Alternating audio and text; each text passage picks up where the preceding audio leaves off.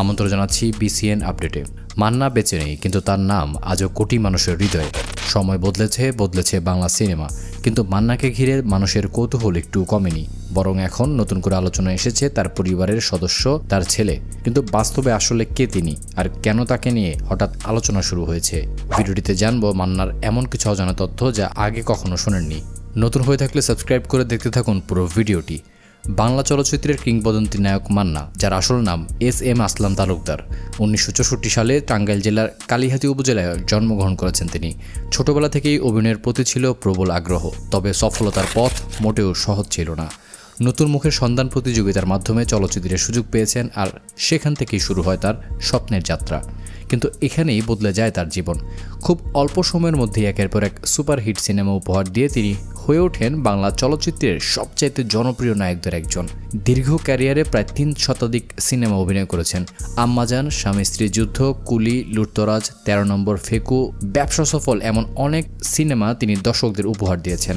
অভিনয়ে অসাধারণ অবদানের জন্য তিনি অর্জন করেন জাতীয় চলচ্চিত্র পুরস্কারও। তবে কোটি দর্শকের ভালোবাসা পেলেও ব্যক্তিগত জীবনকে সবসময় রেখেছিলেন অনেকটা আড়ালে। স্ত্রী শেলিকাদের এবং একমাত্র সন্তানকে খুব কম সময়ই মিডিয়ার সামনে নিয়ে আসতেন, আর এ কারণে তার পরিবারকে নিয়ে মানুষের আগ্রহটা বরাবরই বেশি।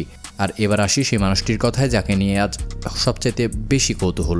মান্নার একমাত্র ছেলে সিয়াম ইলতিমাস। তিনি এখন বড় হয়ে গেছেন এবং নিজের পড়াশোনা, ব্যক্তিগত জীবন নিয়ে ব্যস্ত সময় পার করছেন। বিভিন্ন পারিবারিক অনুষ্ঠানের ছবি সামাজিক যোগাযোগ মাধ্যমে প্রকাশ হওয়ার পর অনেকে মন্তব্য করেছেন সিয়াম দেখতে বেশ হ্যান্ডসাম এবং ব্যক্তিত্বেও বাবার ছাপ স্পষ্ট। এরপর থেকেই শুরু হয় নতুন আলোচনা। অনেকেই জানতে চান সিয়াম কি ভবিষ্যতে বাবার মতো চলচ্চিত্রে অভিনয় করবেন কিনা। এ পর্যন্ত মান্নার পরিবার বা সিয়ামের পক্ষ থেকে অভিনয়ে আসার বিষয়ে কোনো আনুষ্ঠানিক ঘোষণা দেওয়া হয়নি। তিনি বর্তমানে শোবিজ থেকে দূরেই রয়েছেন, তবে ভক্তদের একটি বড় অংশের বিশ্বাস, যদি কখনো তিনি অভিনয়ে আসার সিদ্ধান্ত নেন তাহলে খুব অল্প সময়ের মধ্যেই দর্শকদের নজর কেড়ে নিতে পারবেন। মান্না আজ আমাদের মাঝে নেই, কিন্তু তার অসংখ্য সিনেমা, অসাধারণ অভিনয় আর মানুষের প্রতি ভালোবাসা তাকে আজও বাঁচিয়ে রেখেছে কোটি ভক্তের হৃদয়ে। আর সে কারণেই তার পরিবারের সদস্যদের নিয়ে মানুষের আগ্রহ কখনো কমে না।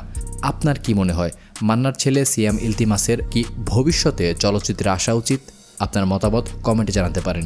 আর এমন আরও তারকাদের অজানা জীবন, পরিবার ও বাস্তব গল্প জানতে ভিডিওটি লাইক দিয়ে চ্যানেলটি সাবস্ক্রাইব করতে ভুলবেন না।